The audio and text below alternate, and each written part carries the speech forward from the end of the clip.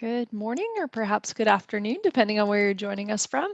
Either way, welcome and thank you so much for joining us for today's session. My name is Coral Owen. I'm the Professional Development Coordinator for the Military Families Learning Network. It's my pleasure to welcome you to today's session on strategies for supporting caregiver-child interactions that enhance development. In case you're joining us for the first time, I'd like to give you a brief tour of our webinar platform so you can find your way around. Hopefully you're currently able to view the slides that we're sharing.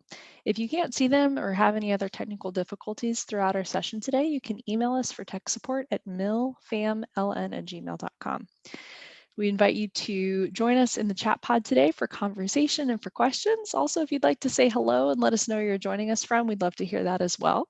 To embed the chat so you don't miss any links or conversation today, simply place your cursor over the shared slides. You should then see a toolbar pop up across the bottom of your screen, and then from there you can select the chat bubble icon. When typing your comments and questions, we'd invite you to select the All Panelists and Attendees Response option to ensure everyone's able to view our conversation today in the chat. We'll also be covering evaluation and continuing education information and additional opportunities at the end of today's webinar, so do stay tuned straight through till the end. The Military Families Learning Network is part of a DoD-USDA partnership for military families, and our passion is to connect military family service providers and cooperative extension professionals to research and to each other through innovative online programming. It's my pleasure to turn things over to my colleague, Robin DiPietro-Wells. She is the program coordinator with the MFLN Family Development Early Intervention Team, and she'll be introducing today's speaker. Robin? Good morning. Thanks, Coral. Our goal of the MFLN Family Development Early Intervention Team is to help support and enhance the skills of professionals serving military families who have young children with developmental delays and/or disabilities. Today, we have Dr. Tweety Yates with us. Dr. Yates works on the Early Intervention Training Program grant at the University of Illinois and the National Center on Early Childhood Development, Teaching and Learning contract through Vanderbilt University. She's also a consultant and faculty for the Pyramid Model Consortium. Dr. Yates's primary research interests are supporting caregiver-child interactions, promoting social emotional development, language and literacy development, and effective professional development delivery practices. She's been involved in early childhood professional development for over 30 years. Before I turn things over to Dr. Yates, you may want to make sure that you have a copy of the slides, which can be found at the bottom of the webinar event page under event materials. That link is currently in the chat. Now, at this time, I will mute my mic and Dr. Yates can begin the presentation. All right. Welcome, everybody, and thanks for joining us today. So we're going to be, as Coral said, talking about strategies for supporting caregiver-child interactions that enhance development. And as we do that, we have this common theme that we're going to keep talking about, and that's good things come in threes, with you being part of those good things that come in threes. So if you look at this slide, there are endless possibilities when we think about good things comes in threes that we could talk about. So what we're really going to be doing is reflecting on the interactions that we use to support parents, children, caregivers and children, teachers and children, whoever that might be. So for instance, you might be an early intervention provider, and we're going to think about those strategies, those interactions that you use to support the parent and child. But you also might be an early intervention provider who sees a child in a childcare setting, and you would work with the child care provider and that child, or the child care provider and the parent. So there are endless possibilities that we're going to talk about here as we think about this whole theme of good things come in threes.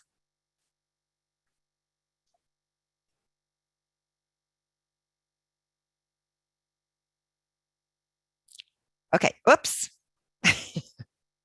Here we go. Okay, so as I said, we want to really be reflective about our own interactions and how we interact when we're working with children and families, or children and caregivers. So thinking about, do I do this in a way that really supports competence and confidence of that parent and child or that caregiver and child? And am I doing in a way that as much as possible, they really just enjoy being together? So keep that in mind as we continue here. And as we talk about these good things that come in threes, I want you to think about and listen for one critical piece of information that's really, really important. And we'll come back to that at the end and see if you can guess what that is. Okay, so listen to that throughout. Now, we all know that no matter what, relationships are at the heart of everything we do. And if you think about, so why is that so important? And especially in relation to the kinds of things that we're talking about. We know that it's through those relationships that young children experience their world. It's through those relationships that they get those messages of, I'm important, I'm valued, I'm special, I'm allowed to explore, or I'm not. So it's really where they start forming that sense of who they are. We also know that when you have those types of relationships that really provide that safety and that love and that nurturance, that's where children really start to grow and thrive.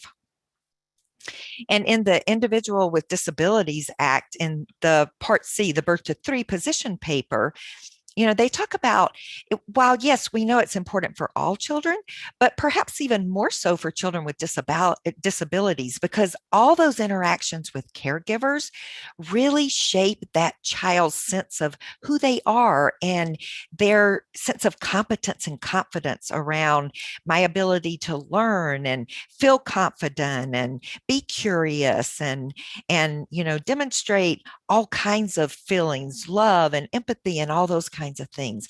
All of those really set the stage for success in school.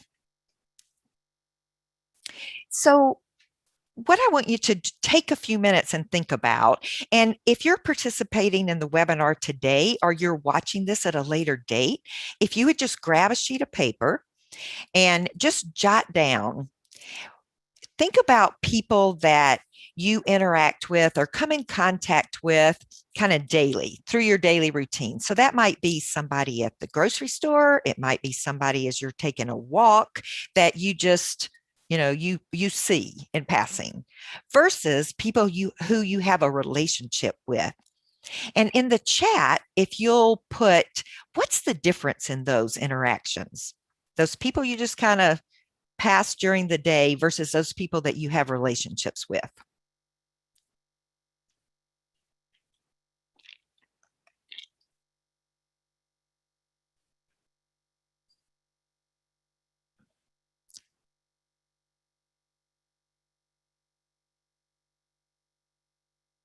Okay, so Alice, connection. John, emotions and feelings. Emotional connections, intimacy. Openness. Shared connections, emotions. Trust. Trust. Shared language, vulnerability. These are great responses. Safety. Relationships.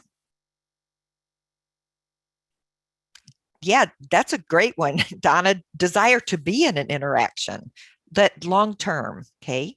Trust, responses to our efforts, formality,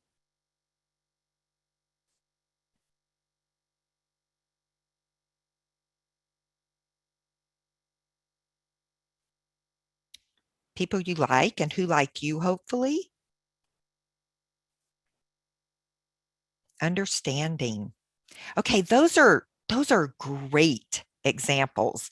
And the reason that we want to think about this is, if you think about the difference in the list that you had, relationships are really different from interactions. So think about the things that you were writing in the chat, and those people that you have relationships with, you have that emotional connection. they're lasting. They endure over time. Even those relationships you think about that you might not see that person very often, but when you do, it's like you haven't even been apart for 3 years or haven't seen each other for 3 years. It really does endure. And you have special meaning between you and that person. And there are those memories and the expectations. You know what to expect from that person in that relationship. So if you think about it, those relationships started by interacting. But, oops, excuse me. So that difference sometimes is, I think this is a great example to think about. So if you think about a child that what they hear throughout the day mainly is, no, stop, don't do that. We don't do that. We're interacting with that child, but we're not interacting in a way that really builds that relationship with that child. So the type of interactions that we're talking about, we want to think about those interactions that really build relationships. So if we go back to that good things come in threes, think about the relationships that we have with the other two people in that 3 unit. And, are we using interactions that really build relationships? So just as this example, we often aren't even conscious of the fact that we went all day long and what we mainly said to this child was, stop, no, don't do that. But when we're really intentional and we pay attention to our interactions, we might notice that, wow, those were my interactions with this child all day long. So I need to be better about making sure that that child's having more opportunities to really build a relationship here. And I think it leads to that point that when we think about why is all of this so important? Well, we know why relationships are so important. And and let me point out, Alan, that's a great point. So Alan said, well, we are building relationships there, like with the example we just looked at, but it's not a positive one, right? It's not the kind of relationship that you were thinking of when you thought about those people that you have relationships with. So the reality is that every interaction we have matters. It really makes a difference, and it holds the potential to make a positive impact on how children and adults feel about themselves in the world or not. So really paying attention to all of our interactions. And if you look at the kinds of things that keep you coming back for more, somebody even said that in the chat, you want to go back for more. What's happening in those interactions? And so often you see things like the shared emotion. So think about again those relationships that you have with people, that person or those people that you thought of. You have shared emotions. So, that always feels really great when the other person really tunes into how you're feeling. So you might share a laugh, or you might share, sadness and have comfort by doing that. Then that joint attention piece. So we're on the same topic. We're weaving together contributions to that topic, and it's predictable. Like when you're really upset about something, that person that you can go to for comfort, as opposed to that person who might, as soon as you start sharing something that you're really sad about, they might change the subject and start talking about something else. That you have that predictability there, and that there's reciprocity, that there's turn taking, the back and forth. Because if we don't have that back and forth, we really don't have those interactions that lead to that relationship. So we don't have one person dominating those interactions. And, we're biologically programmed for interactions. And normally it's very natural for us. We don't have to stop and think, okay, now I'm going to look at her and I'm going to lean forward a little bit.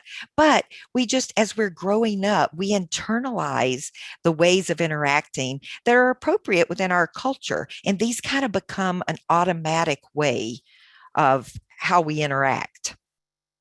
So thinking about in order to have this kind of interaction to occur, each individual kind of plays his or her role, right?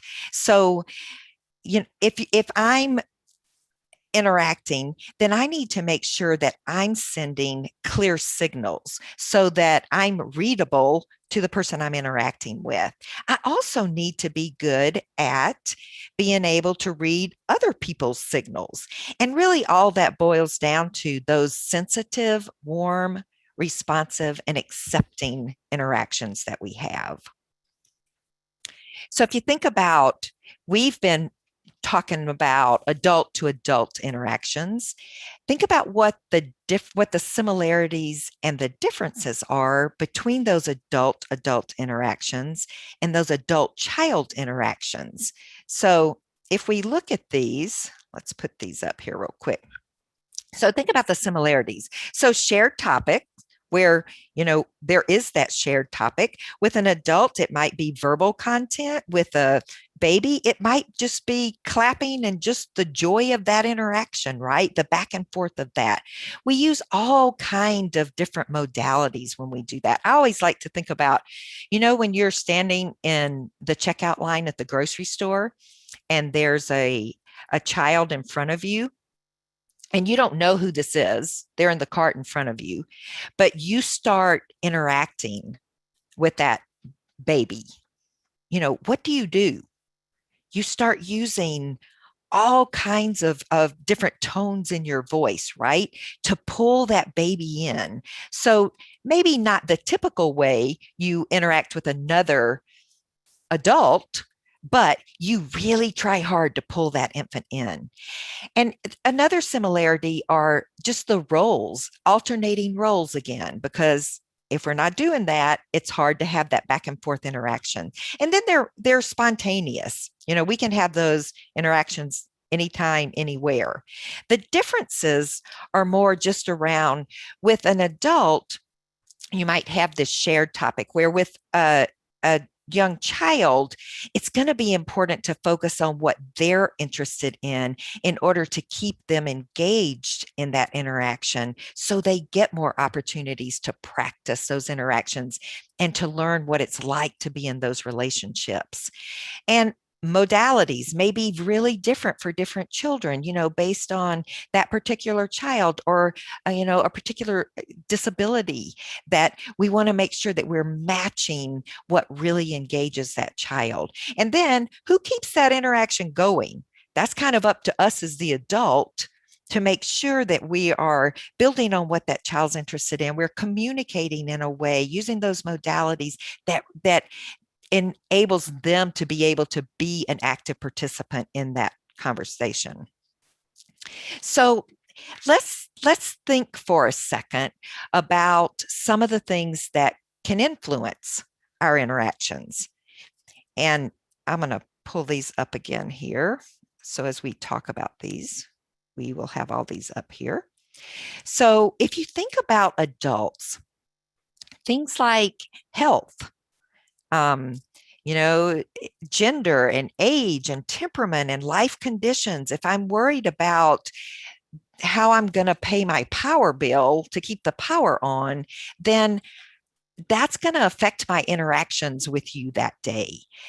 Previous history, what was it like when I was growing up? And what are my experiences with adult-child interactions? What's my knowledge of child development? Because if I have these expectations of what I think my child or this child should be doing, and they're not doing that yet, then that can potentially affect my interaction with my child.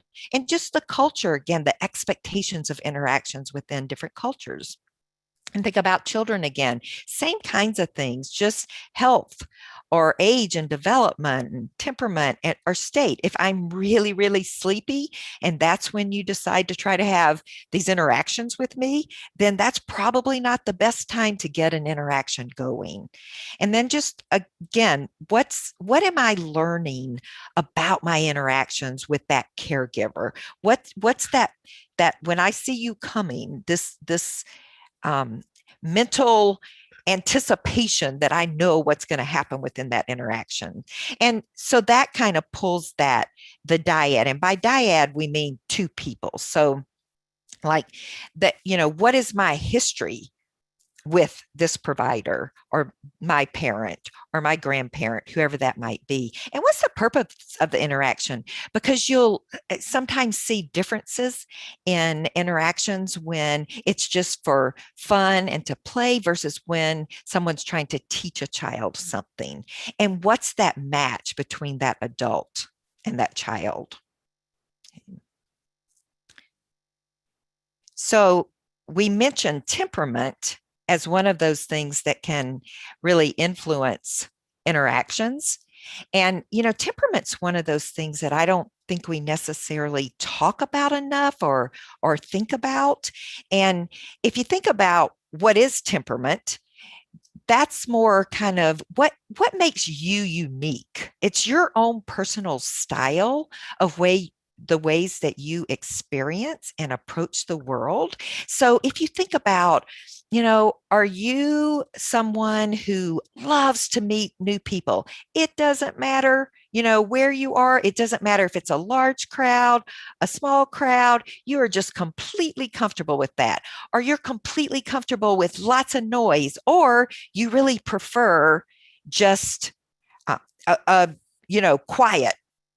quiet, not a whole lot of people, just kind of quiet. So think about, what makes you unique. And then let's think about children. So often when you see temperament described, you'll see these three areas. So that flexible, easygoing, adaptable child versus that child who's a little bit more cautious, slow to warm up, sometimes likes to just stand back and observe for a while, or just watch what's going on for a while before they jump into something, or that really feisty, active child. So I think the thing to remember is, so according to research, about 65% of children actually fall into specifically just one of these. The rest of children, as well as the rest of us, really are more of a mixture across these areas than we are specifically one of these areas. But it gives us something to kind of think about. Like, what is our interaction style? What's the child's interaction style? And if we go back to good things come in threes, it's not only what is our interaction style, what is the child's interaction style, but what is the parent or the caregiver or whoever that third person is there? What's their temperament like? So we're going to watch this video, and I want you to think about temperament here. So this is a mom and her child. So let's just watch this. Can you open the rest?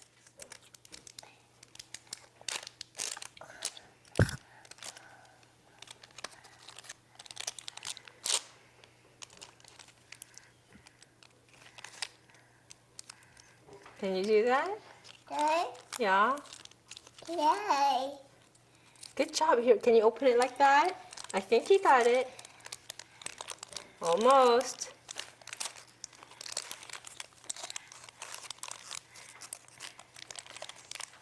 Almost. Here, keep trying. Here, ready? Can I help you? Can Mama help? Okay. Okay. Okay. Almost, almost. Do you want Mama help?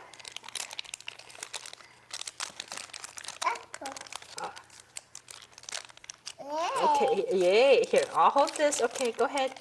Got it? Almost, almost. Almost. Here. Got it? Oh, oh, yay!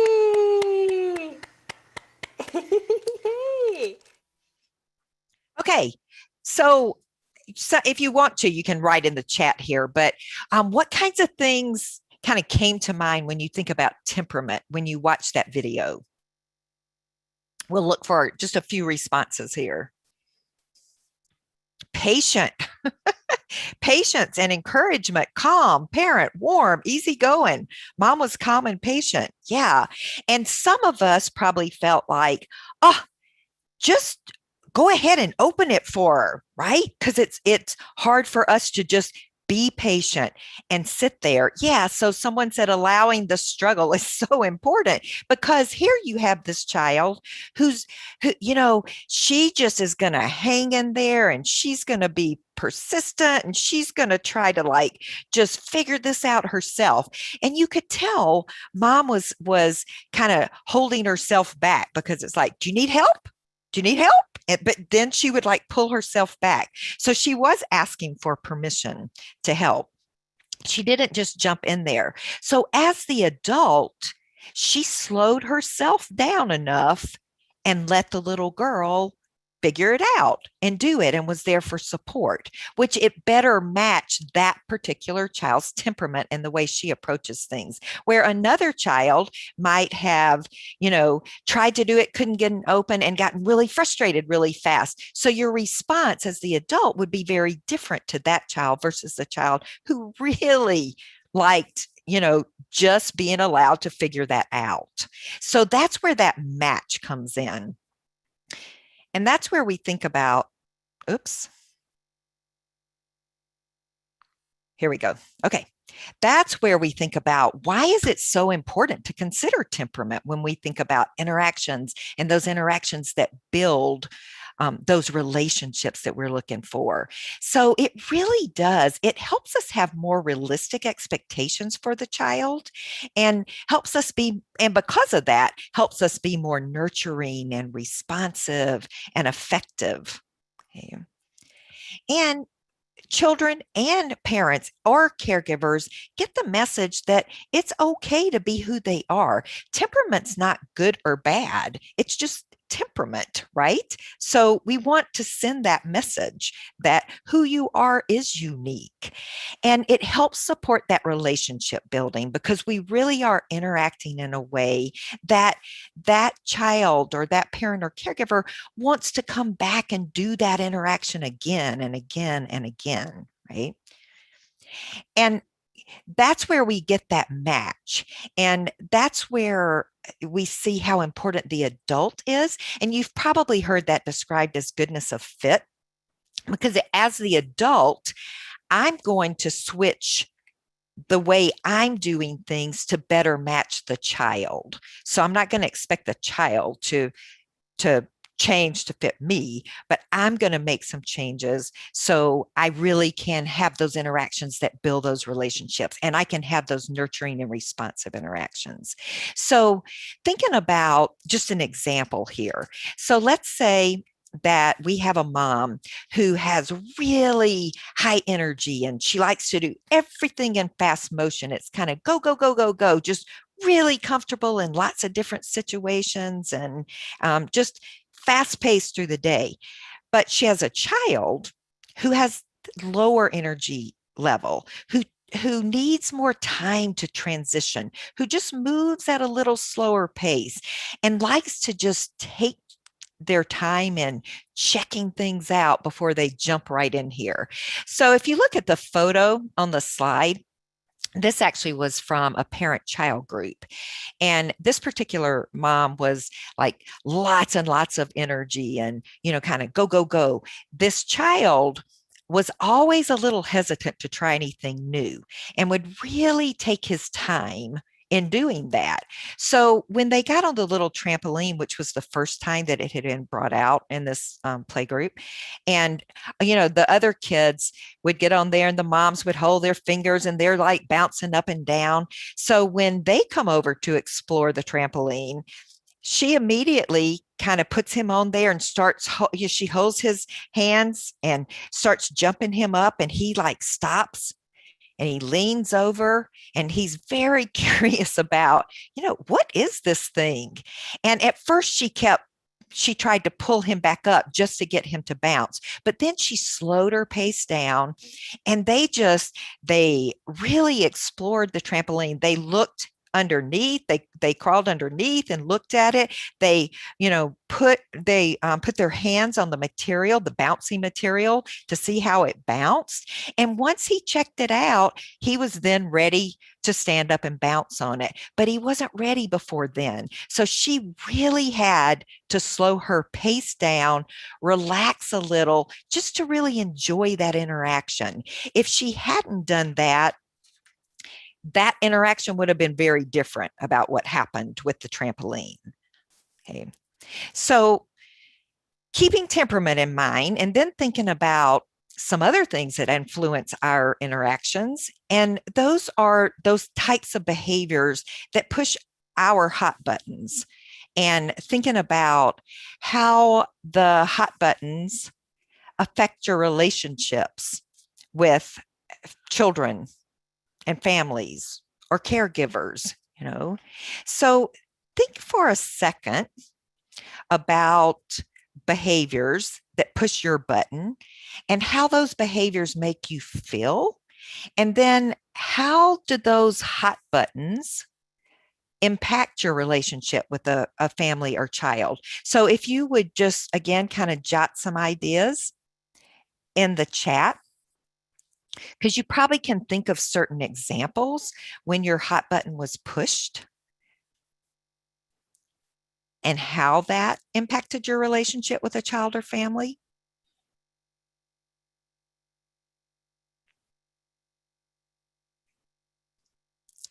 So anything that's going to make a big mess, get frustrated, not listening, non-compliance, aggression toward the parent or the sibling. Okay, these are good ones. Critical parents have to set aside personal, issues to remain professional. Yeah. Children back-talking, refusing to listen, frustrated when the interactions are, interact negatively with child instead of nurturing. Just no patience, temper, negativity, grabby kids.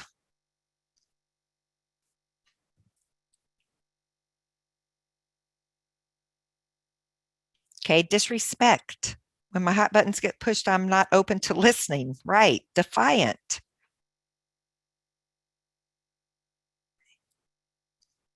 So those are great ones. And I think those are ones that we can all relate to, right? So upset when children when they're bullying, right? So if you participated or watched the webinar series on promoting positive behavior that Jessica Hardy did, you probably remember that she talked about this, the piggy bank idea of making deposits or making withdrawals. So what I like to use this is one of my strategies that I use personally. So when my hot buttons get pushed, or anybody's hot button gets pushed, that should be a red flag to us that we need to try even harder to make that connection with that child or that family member or that caregiver. And so sometimes when we really get frustrated, that we lose sight of the strengths or the positive things about that child or that family member or that colleague, whoever that might be. So I always like to take the pig, and before I start thinking about deposits, is just write down 3 strengths, 3 things that I really love, or 3 things that are special about that child or whoever that might be. And you put that on your piggy bank. And then you very intentionally think about what some of those deposits might be. So some of those might be spontaneous, but what we want to do here is be intentional. So I want to think ahead of time because I know it pushes my hot button. I want to be prepared. I want to really intentionally try to have more positive interactions and not let it impact my relationship with this family or child. So that's where you get that. Write those strengths and then try to come up. Maybe 6 is a lot to start with, but maybe just 3 things that you're going to intentionally try to do with that child, family member, caregiver, whoever that might be, to strengthen that relationship around those hot buttons. Okay. So keeping those things in mind that we know can influence our interactions. And I notice that some of you are putting, like, when families don't follow through or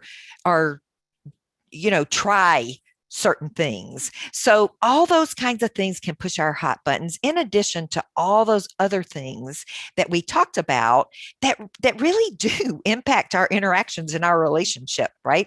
So keeping those in mind, there are two definitions here.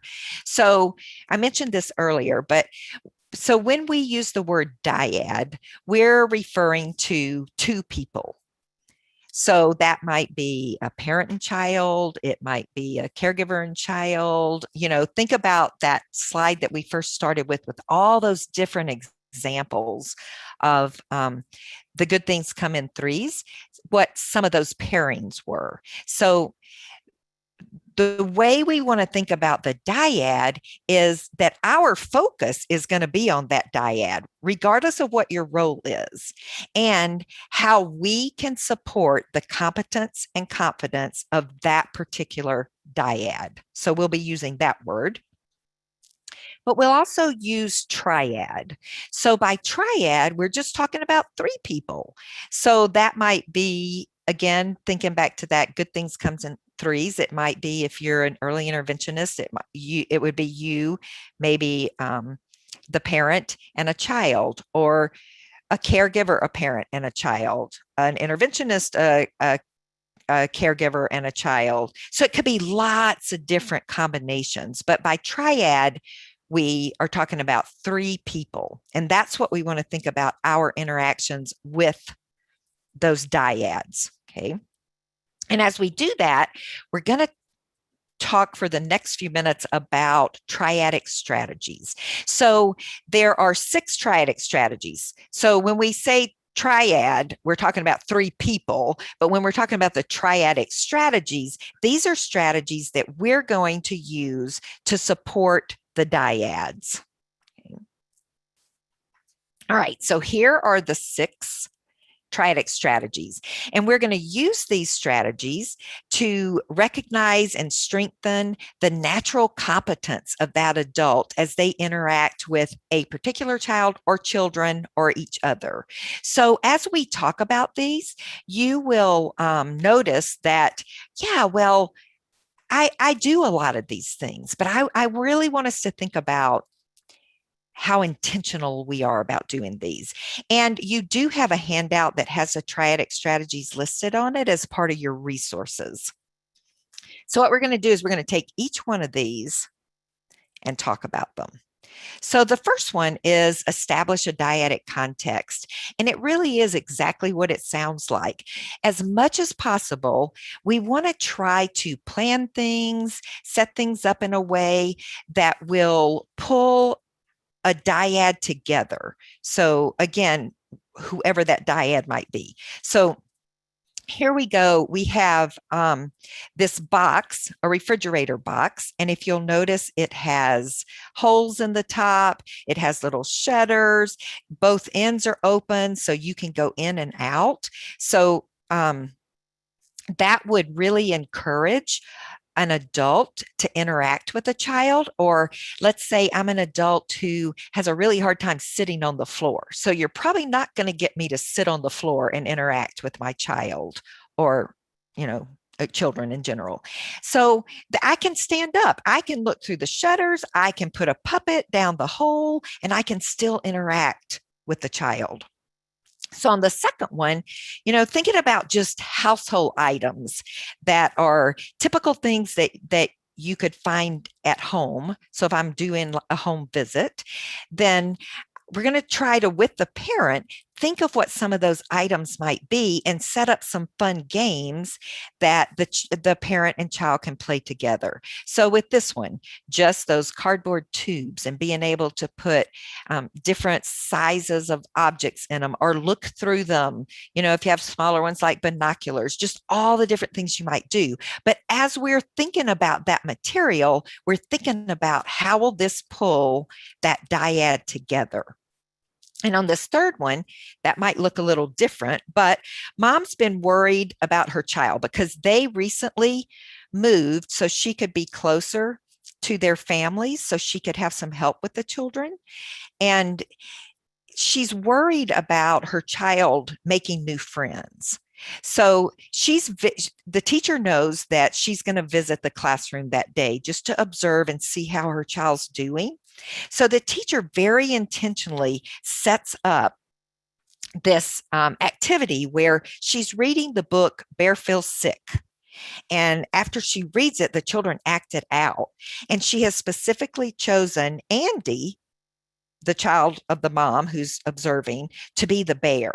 So mom gets to see her son acting out, taking care of everyone, and then everyone kind of taking care of the bear. So in a really positive way, mom gets to see her child having fun with the other children. So we very intentionally set it up so you would get to see those interactions. So here's another one, just to show you how I'm talking about little bitty things. So little things that have a big impact. So let's watch just the beginning of this and think about that dyadic context again. So this would be the not the mom, but the facilitator here of a group. And so this is the child. Can you show Mom how you can go through that? Can you climb in? She'll give it to Mike and see if she knows. Wow. Okay, so anybody see what happened there? Just jot it in the chat quickly. I know that was short.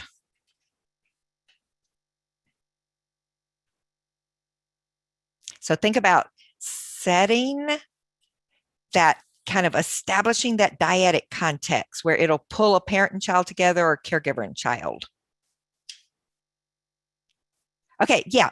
So directed the child to interact with mom. So give it to mom. So that's a little bitty thing that it's like, well, of course, but you know, we have to really think about that sometimes because we also love playing with children.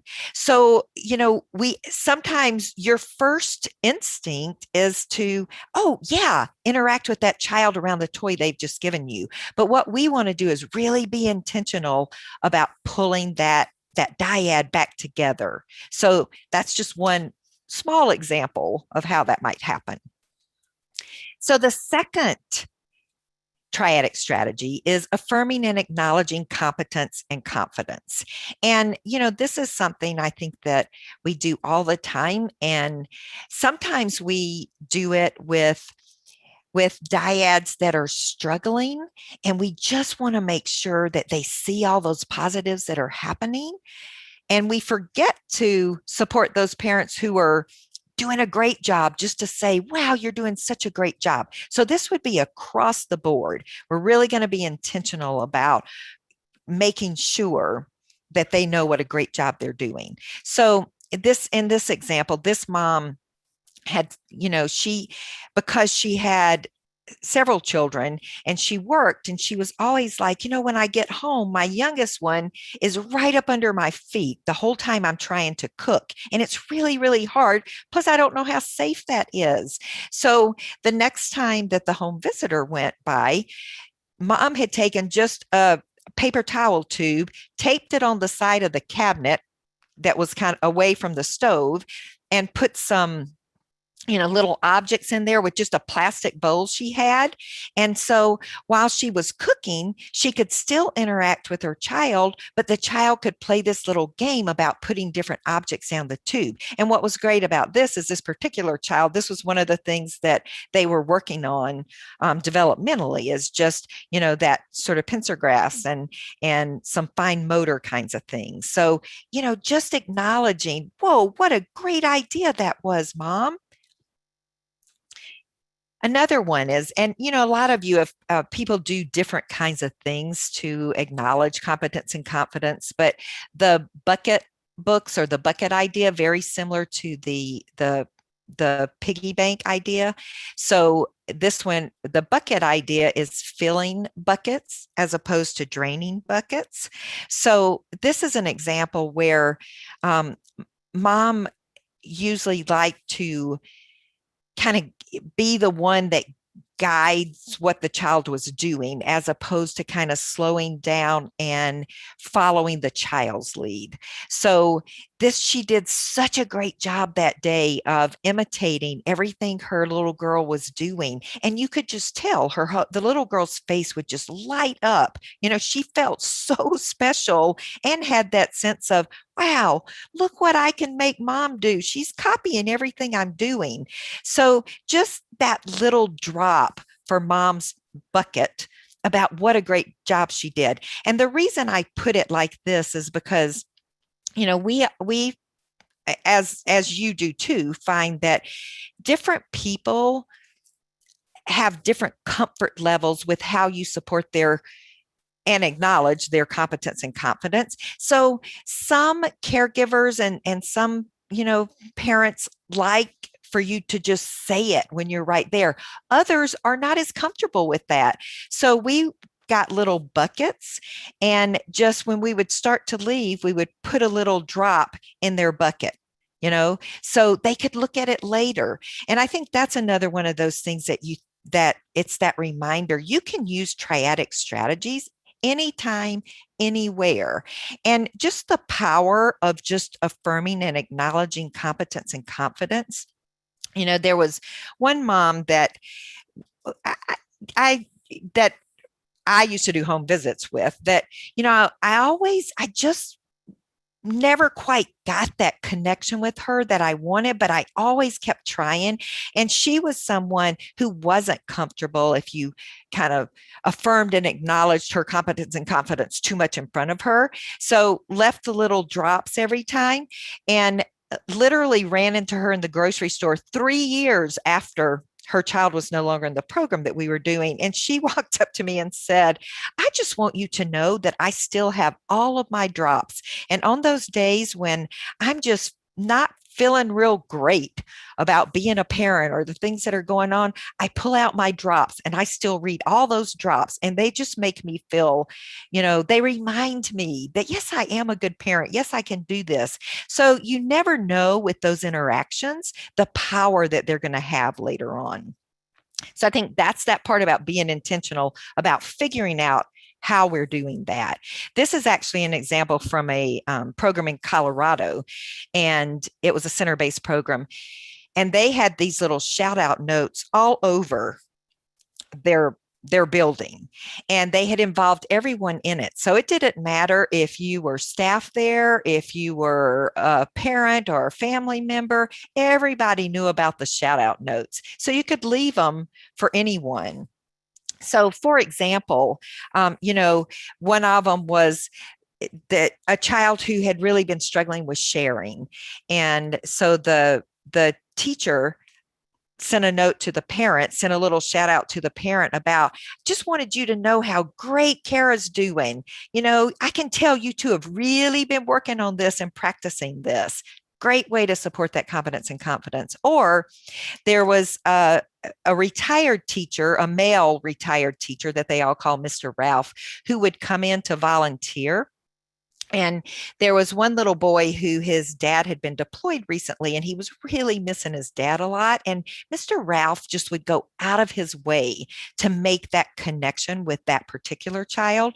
So the parent left a little shout out note for Mr. Ralph, just saying, I just want to thank you for taking the time to check in with Jack. And, he's really missing his dad, and he feels so special when he gets his Mr. Ralph time. It's the first thing he tells me when I pick him up. So, just acknowledging in many different ways, those good things come in threes.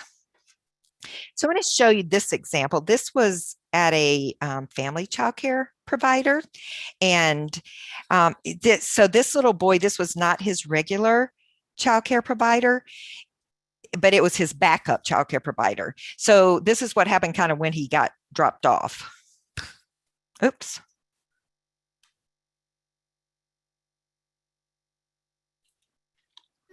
Do you know what we're gonna have for breakfast? Cinnamon rolls. Oh, did you hear Jalen? We're gonna have cinnamon rolls for breakfast. It's okay, sweetheart. It's all right. Oh, are you coming to help comfort your friend? Do you see that he is sad? she has to go have her owie taken care of. So that's why you get to spend the day with us. Okay? Okay, so then let's look what happens later. I want to call Mommy and let her know that you're having a great day.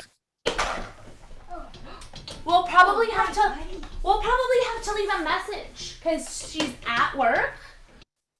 But do you want to call and tell Mommy that you're having a great day? Yeah. Okay, come here. Hi, Michaela. It's Tracy. I know Adrian had kind of a rough drop off, so I just wanted to call and let you know that he's having a great day, and he'd like to say hi to you real quick. Okay? Here he is. Now you got to leave him. You just have to say hi, Mommy. All right. But what a great way to let mom know, because mom was upset when she left that morning. You know how that feels, and just worried about him because it wasn't his regular provider or the children that he was used to being around. And so, she takes that, just not even 5 minutes, just to call mom and just say, he's doing great. Everything's fine here. So really supporting that competence and confidence for that parent. So the next one is focus attention. And focus attention can really be two different things. One might be that you want to focus the parent or the caregiver's attention on some developmental skill that the child's doing. So you want to really show that parent that particular skill, point that out. Or it also might be that those examples when maybe I'm at a child care center and I'm working with a child, but the child care provider's really busy in it and involved with somebody else. But I want to focus her attention for a minute on something that the child's doing. Or a parent is on their cell phone and I really want to focus their attention back on their child. So here's an example of, this is where sometimes when you're around a child all the time, you miss some of those skills that they're learning and you don't think they're developing quite as quickly as they should, or you're comparing one child to another child. So this particular child, they had been working on turn-taking skills because dad felt like they weren't getting that back and forth going. So this is what happened. You want me to turn it off? He says, no pictures. He says, thank you. You're right. Your turn. Your turn.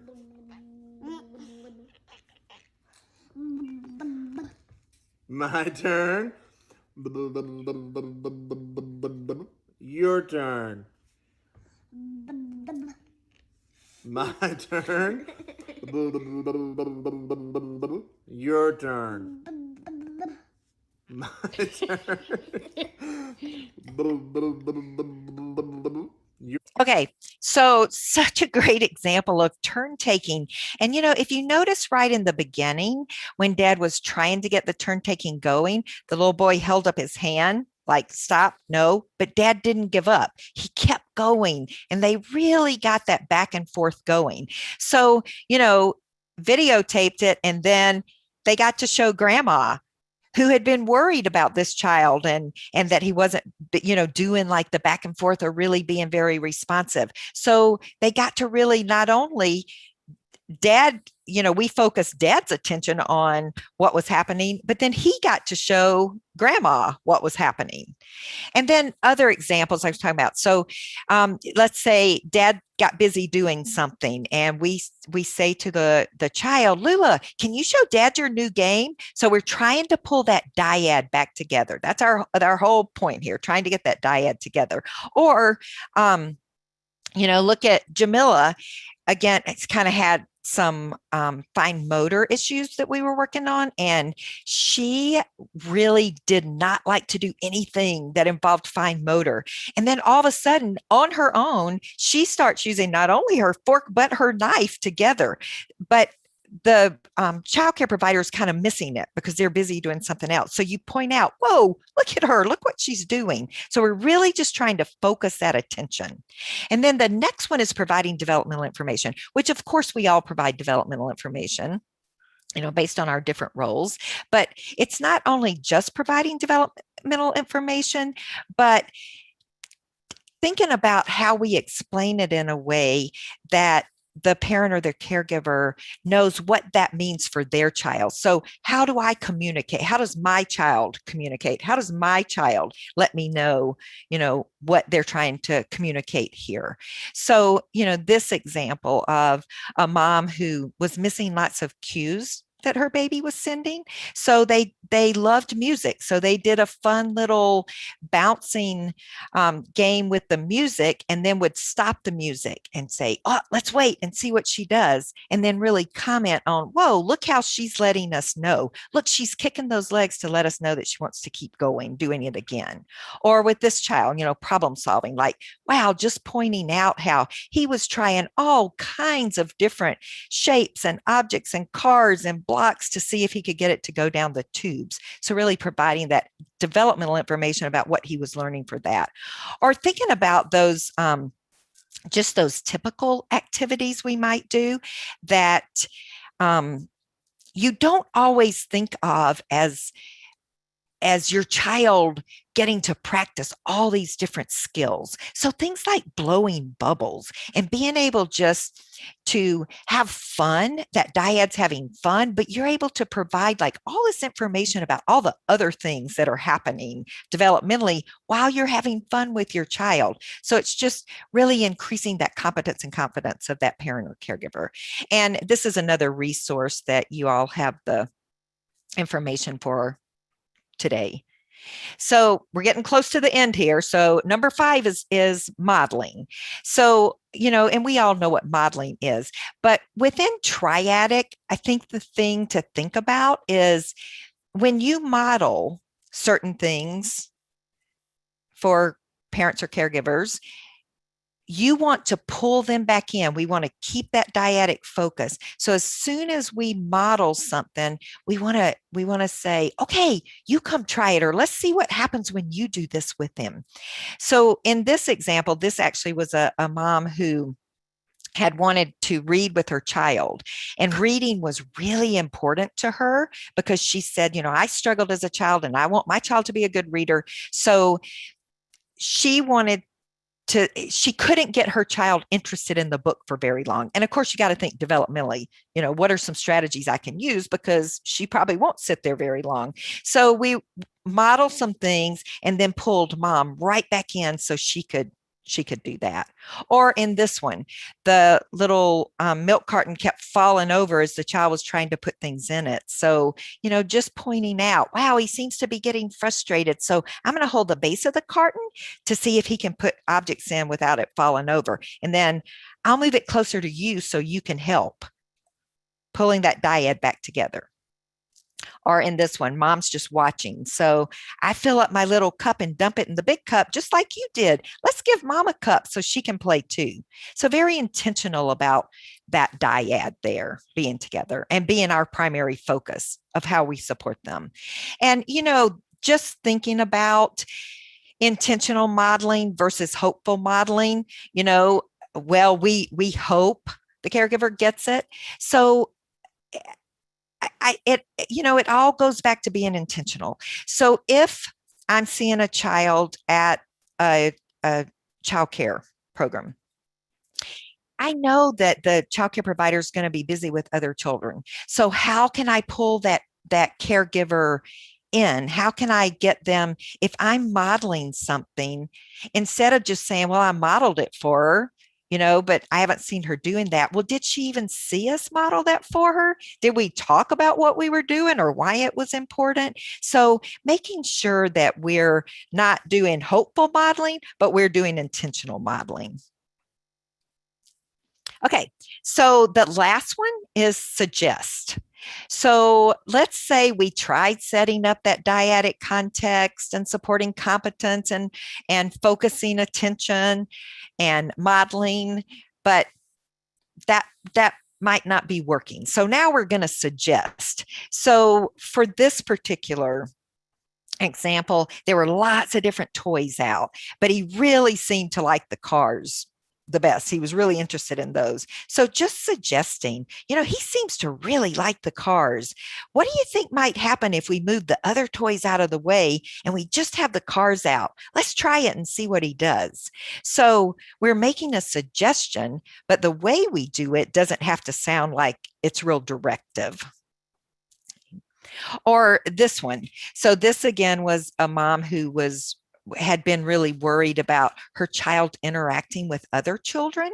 So, I wonder what would happen if you just involved one child or just had one child over to play just for a short period of time. Does that sound like something you might want to try that might work? So again, making that suggestion of what might happen. And here's another resource that is for families that have some strategies and things that you can think about before you have someone come over to play with your child, and then staying close by and supporting them while they're playing, and then after play, what you can do. So just another resource that might be useful. So this wondering part, if you notice that on that suggestion, it was, I wonder what would happen if we tried this. Let's try it and see what happens, using that as a strategy. And, over the years, it's been one of those strategies that parents have said that they love that wondering, that it's really helped them really wonder things instead of just jumping to a conclusion about their child, really thinking, I wonder if he really knows how to do that, or I wonder why he's doing that. So, that self-reflection piece, it really promotes that, and just being curious about why your child's doing what he's doing, or developmentally, he kind of seems to have this skill. So how can I support him kind of moving to the next level here? And problem solving.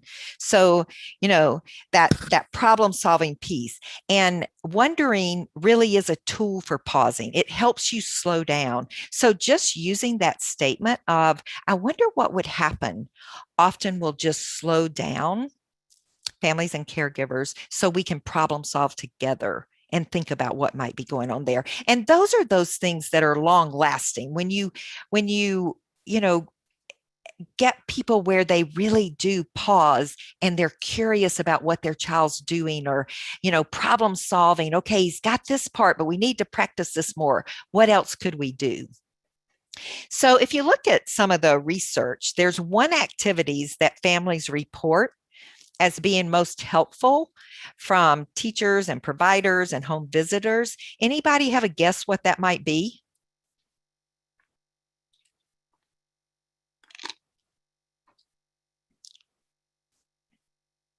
Anybody want to take a guess in the chat?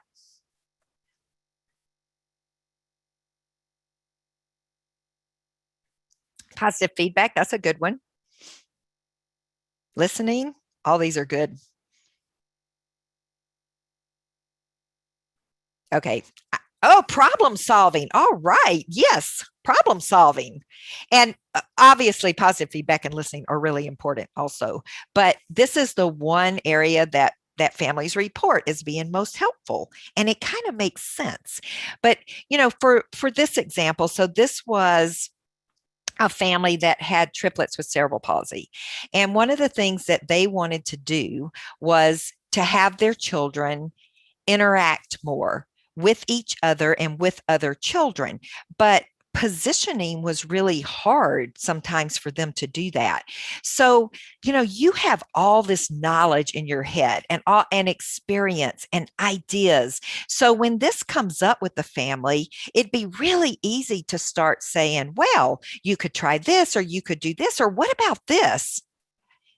As opposed to just slowing yourself down and thinking about, okay, what have you tried? What worked? What hasn't worked? Okay, let's problem solve together and think about what we could come up with. And that's exactly what they did here. And so they thought about just, getting like a little pool or something, filling it with balls, because that provided enough support for the triplets to sit up. And that way it was so much easier for them to interact with each other as well as other children. But they solved that together. We didn't just automatically throw out all these ideas that we had in our head. And that's it's harder, it's easier to talk about than it is to do, because you really do have to slow yourself down. And it doesn't mean that you can't share all those great ideas that you have, but you want to problem solve first and think about the things that they've tried and what worked. So that's a great example of that problem solving. And just think about, what is your pause power? How do you get yourself to slow down in situations so you're not just going, oh, well, you could try this, or you could do this, or you could do that, but working with that family to pause. So what kinds of things do you do to help yourself pause and really promote that problem solving? And again, kind of thinking about your role and good things come in threes and the dyads that you're supporting. How do you slow yourself down a little bit sometimes?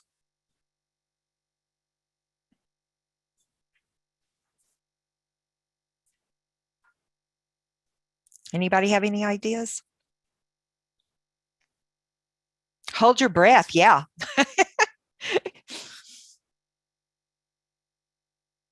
Write it down. Yeah. Yeah. Just even saying, okay, I'm just going to observe. Let's see what happens. Grab your own hands. Yep. Start by asking more questions rather than giving answers. Exactly. And ask the family just to share first. So those are great. I count to 7. Yeah. And that I love that. That feels forever, like forever, based on your personality. And I think that's that. I love that. Thank you for sharing that. Because it is, we have to come up with those things to slow ourselves down, because we want to share all this information. We want to support that dyad.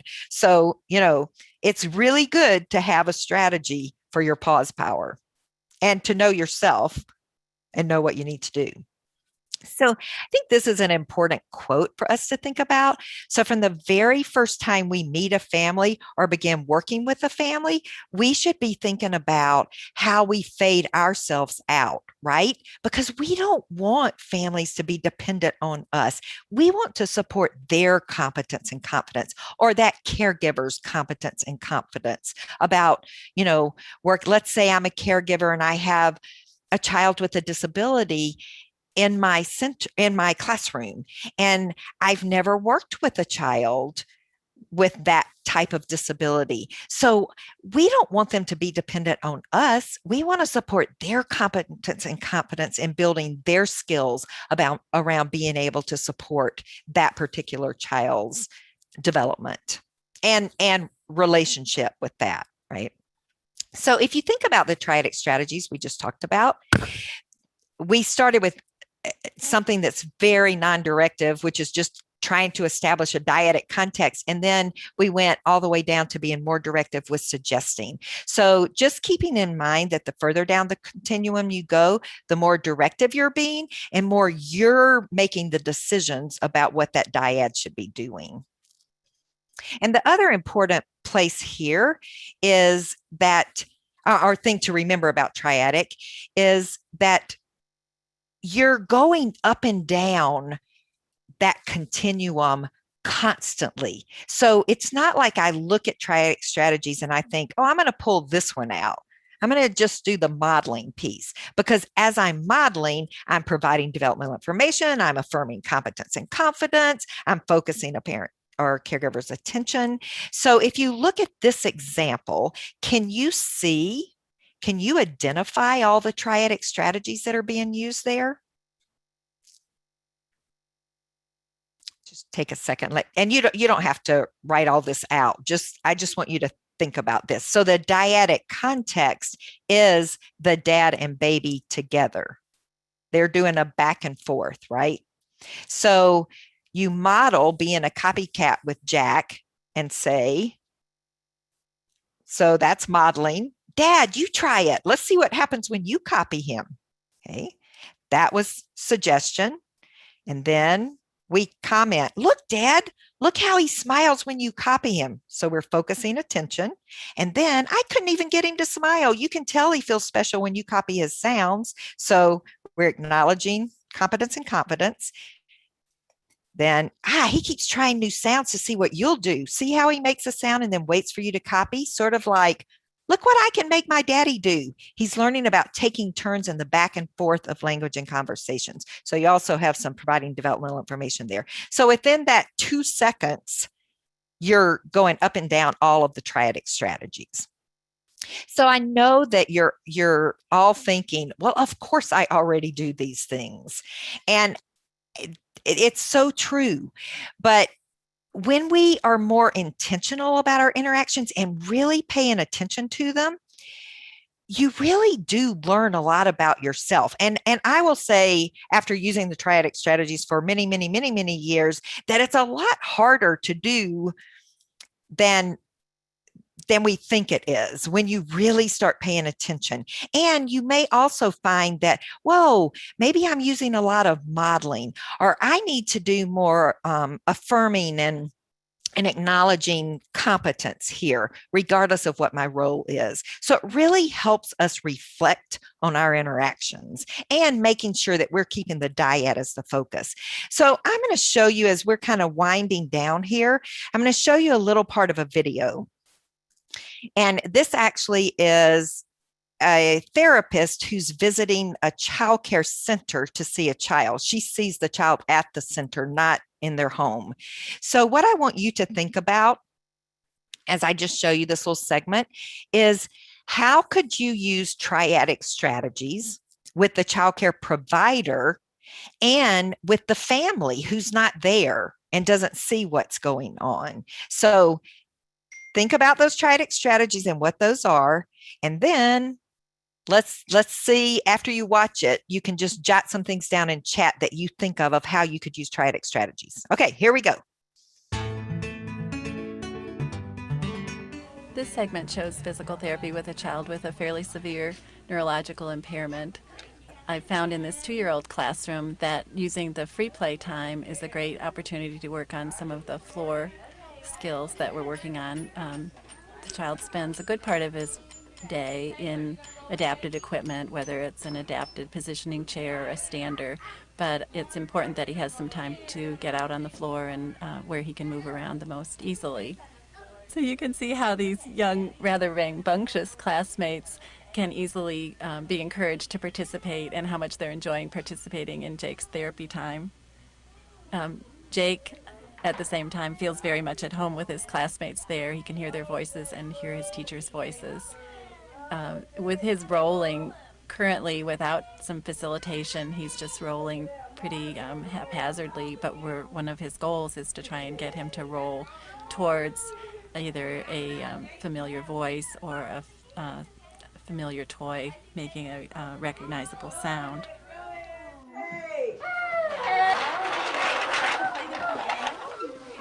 Or we could do our exercise. Exercise with the pillow? Riley, do you remember how you got a pillow yesterday? Do you want to go get a pillow? Exercise. Everybody can go get a pillow. You'll see that this child has a strong extensor thrust pattern.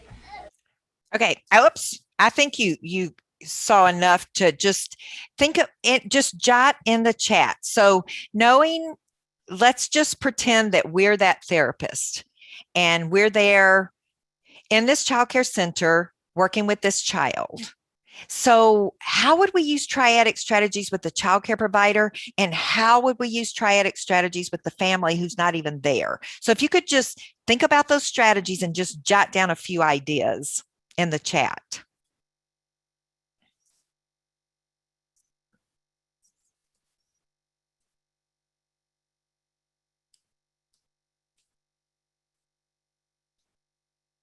Modeling, yep.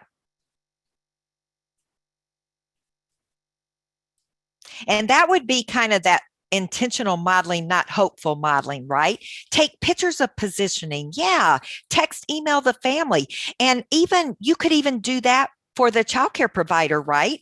Because that way, maybe she was really busy, and then you could use those pictures or that video to show her later. Invite the teacher to join, using video to show the parents. Could have asked the child care.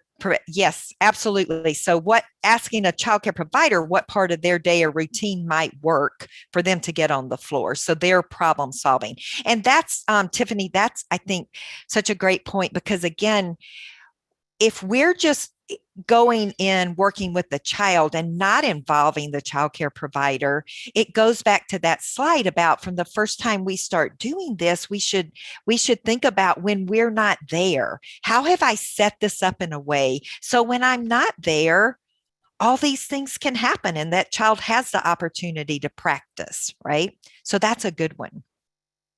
So yes, the videos to parents, and when you send that video to parents, you can support competence, you can provide developmental information, and look at the fact too that she involved the other children. I mean, how exciting would that be to most families to see their child interacting with other children? So, you could also make suggestions of some things they could try at home, or that the child care provider could do, like, as you said, looking across their routines and when there might be more opportunities for the child to practice. So, and supporting the not only the family's competence and confidence, but the child care provider competence and confidence, right?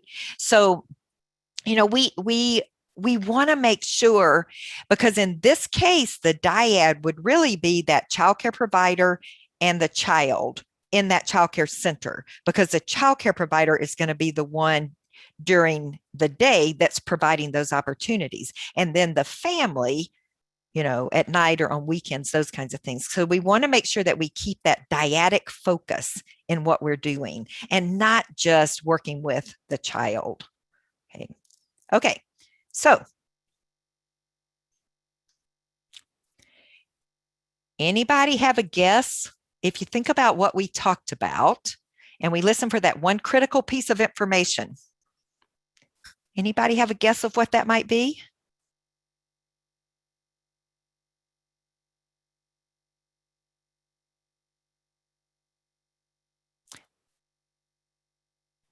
The dyad, relationships, building confidence and competence, relationships. Make the session more about them than us. That's a good one. Okay, I'm gonna show you, because I know it's kind of like just pulling things out here. It's you, because we have this great opportunity. When we think about good things come in threes, we have this kind of amazing opportunity to really support those dyads, whoever those dyads might be.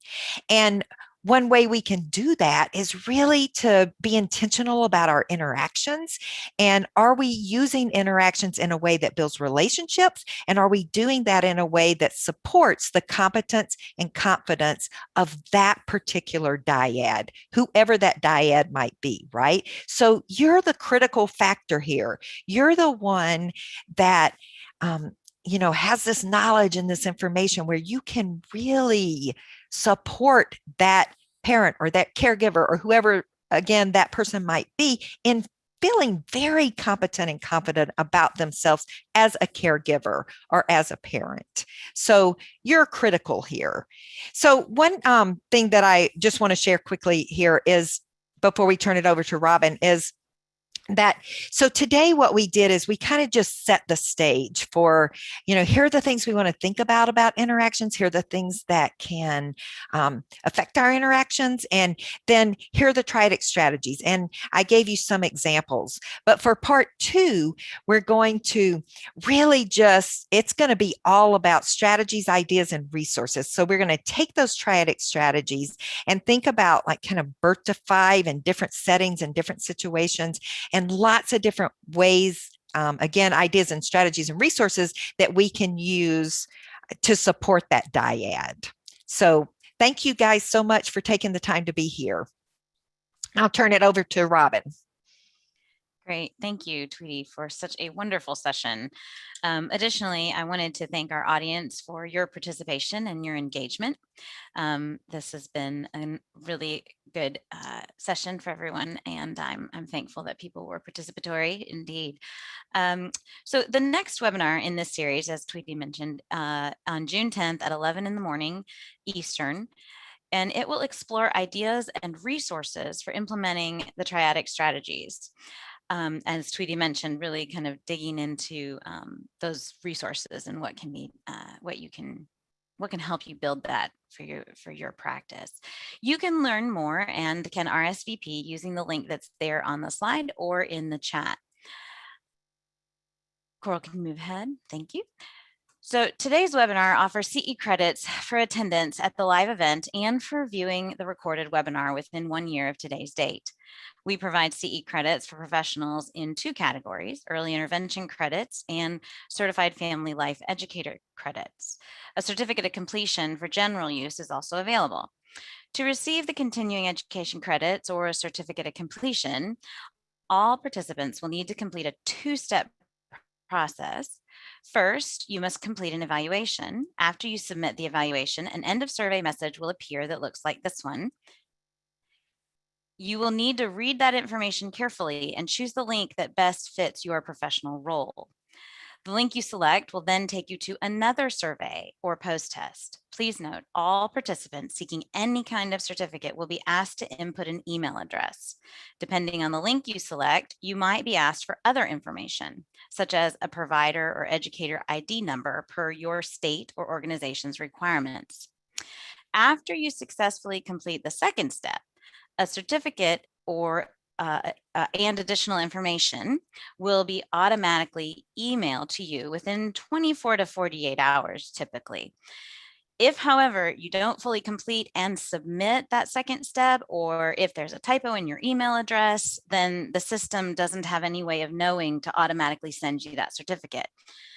Also, some email providers may block it or direct it to a spam folder. However, if you don't receive the certificate within a few days after completing the 2-step process, just check your spam folder. And if it's not there, you can simply email me using that address that's there on the screen. A link to the webinar event page will be placed in the chat in just a moment, but is also available on the screen. When you go to that page, you'll see a purple button like the one there on the right side of the screen now. By clicking on this purple button at the webinar event page, you can access the evaluation. So I will drop that information. I will drop that link into the chat for you. I think, yep, Coral just did it, but here it is again. If when you click that link, or if when you click any of the links and you get an error message, okay, please read that error message. If you don't see the evaluation link on the webinar event page, try to refresh. We add it kind of towards the end. So if you opened the webinar event page a while back, it may not be there, but if you refresh, it will pop up.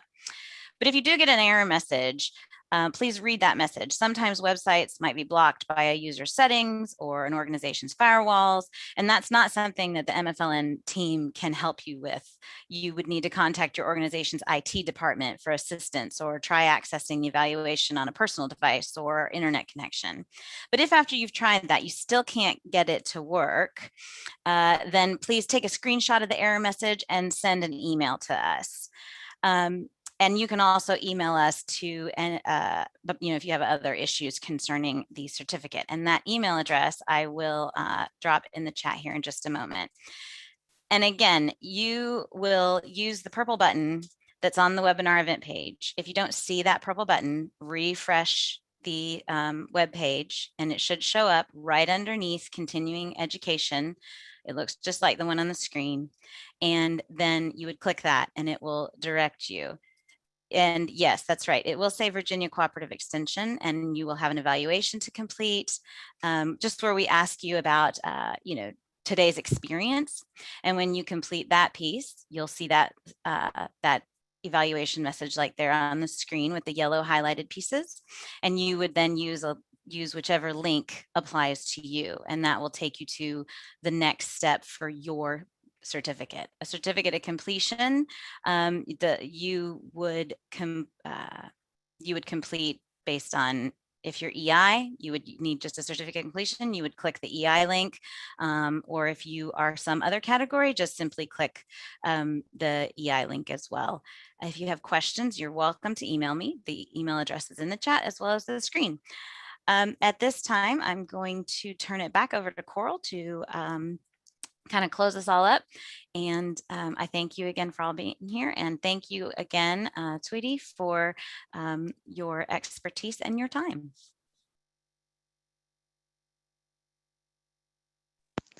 Thanks so much, Robin. I want to echo Robin's thanks to Tweety for this incredible session, as well as to everybody who participated in our discussion today.